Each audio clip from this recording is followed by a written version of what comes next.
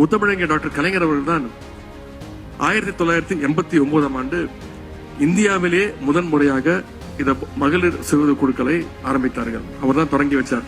ஒரு குறிப்பிட்ட ஸ்கீம் என்னன்னா மகளிர் சுய குழு திட்டம். அதுக்கு ஃபஸ்ட்டு வந்தது 1989. அது நிறைய பேருக்கு தெரியாது. கலைஞர் பீரியடில் தான் ஃபஸ்ட்டு வந்தது. அது இன்டர்நேஷ்னல் ஃபண்டிங்கில் வந்தது. ஒரு 6 மாவட்டத்தில் தான் பிகினிங்கில் இருந்தது. 96 இவர் திரும்பி வந்தப்போ 96, 97 என்னமோ அது எல்லா மாவட்டத்துக்கும் எக்ஸ்பேண்ட் பண்ணார்.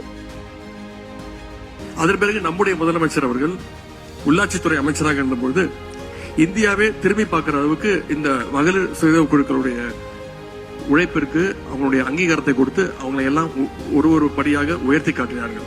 ஸோ 2006 to 2010 அந்த ஸ்கீம்ஸ் வெரி வெல் இம்ப்ளிமெண்டடுங்க. யார் இந்த விமென்ஸ் டெவலப்மெண்ட் ஸ்கீம் பிரமாதமாக இம்ப்ளிமெண்ட் பண்ணோம். ஒரு உதாரணம் சொன்ன போனால் வங்கி கடன் இருக்கு பாருங்கள். இந்த சுய குழுக்களுக்கு ஆவரேஜாக ஒரு 100 கோடி 110 கோடி தான் கிடச்சிருந்தது முந்தி பதியார் இந்த பிட்வீன் 89 and 2006 அந்த பீரியடில்.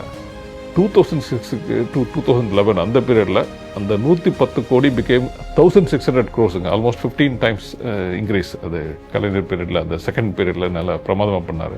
2010 டிசம்பரில் வேர்ல்ட் பேங்க் ஒரு லெட்டர் எழுதுகிறாங்க.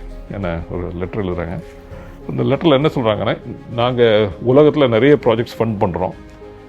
வருஷமும் அந்த ப்ராஜெக்ட்ஸில் எது நல்ல ப்ராஜெக்ட், பெஸ்ட் ப்ராஜெக்ட் எதுன்னு நாங்கள் ஆராய்ச்சி பண்ணுறோம். இந்த வருஷம் 2010 எங்கள் கணிப்புப்படி இந்த வாழ்ந்து காட்டுவோம் ப்ராஜெக்ட், மகளிர் சுய குழு project implemented by government of Tamil Nadu is the best, not only in India, across the world, not only in rural development, across all sectors அப்படின்னு சொல்லி ஒரு லெட்டர் வந்ததுங்க.